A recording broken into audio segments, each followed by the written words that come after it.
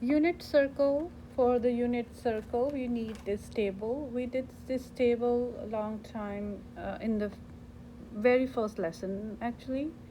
The formula is again SOH, and for cosine is adjacent over hypotenuse, and for tangent is going to be TOA.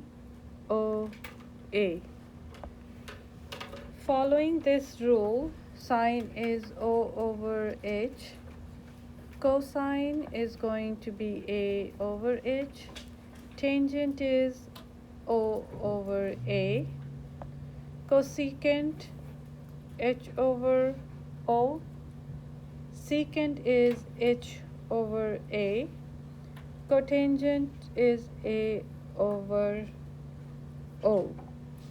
So for 30-degree angle, when you have a 30-degree angle, you're looking at this as opposite, and adjacent is this one, and for the hypotenuse you're looking for this one.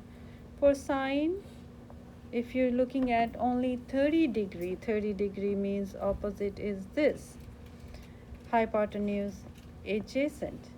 So that's going to be 1 over 2, adjacent is square root 3 over 2, tangent is 1 over square root 3, you change that as square root 3 over 3, hypotenuse over O, 2 over 1, secant is 2 over square root 3, rationalize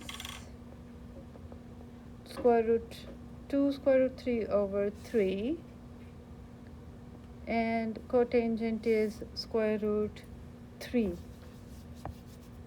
Looking at 45, both opposite and adjacent is 1. You don't have to think much.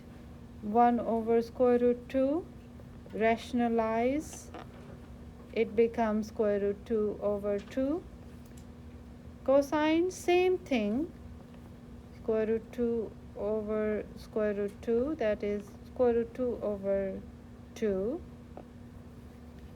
1.